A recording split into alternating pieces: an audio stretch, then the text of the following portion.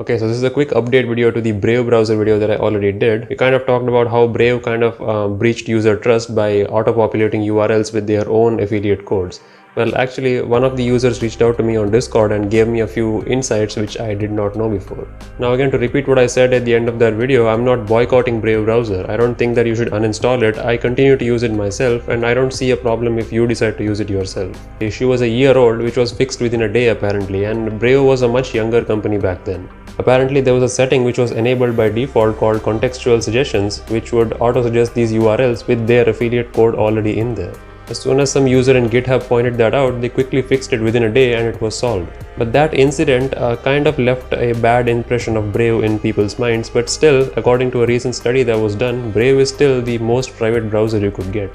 Other than some heavy hardcore options like Tor, of course. So on February 24th, 2020, they did a study in Trinity College Dublin where they compared a bunch of browsers and they wanted to see which browsers actually are secure and which of them show data to the backend servers and how much of it is shared. I'll leave a link in the description if you want to go through it, but at the end, the conclusion was that Brave is the most private secure option and it shared very minimal data, if any, with the backend servers. It always used proxies whenever it was reaching out to Google, so the user's data was more or less protected. That was one of the features of Brave, that your data never leaves the browser, and that is kind of true. Now Chrome full-on shares unique identifiers with each URLs that you type in, meaning that every URL that you type has an identifier which can be tracked back to you.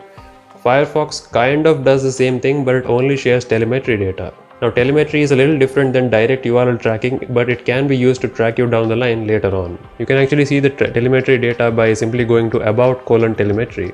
And the user also pointed out that Mozilla Firefox, starting from the version 93, is gonna put ads apparently in the search bar. I was a little alarmed when I realized it, but when I saw it, it's actually just a suggestion, which you can again turn off from the settings. So you can disable the sponsored shortcuts, and apparently you can disable the suggested ads as well, but I couldn't really find a shortcut for that under privacy and security. So yeah, I guess Brave really is serious about being privacy centric, so of course they're gonna not waste any more time in regaining their brand value again. But thankfully the advertisement situation of Firefox 93 is not that bad either. But the rest of the browsers like Microsoft Edge and everything is a nightmare, don't use that. And unlike Chrome, which constantly sends identifiers to the backend servers, Firefox telemetry can be disabled, so Firefox is still a better option than Chrome in my opinion for privacy. But yeah, again, Brave is still better than Firefox in terms of usability. Like Brave operates through web pages a little bit better than Firefox in my experience. So Brave is definitely a good browser. All I'm saying is that they did do this weird thing once, but they were quick to fix it. I didn't know that they fixed it within a day. So yeah, that information was new to me. But still, in the last video, I never boycotted Brave. So again, I'm just continuing to say the same thing, that be cautious about what these browsers and the companies say, but continue to use them. Firefox and Brave are still two of the best options you can use, Brave being slightly better than the latter. Anyway, I hope this clears things up a little bit. Again, the link to the full research papers are in the description, you can check them out.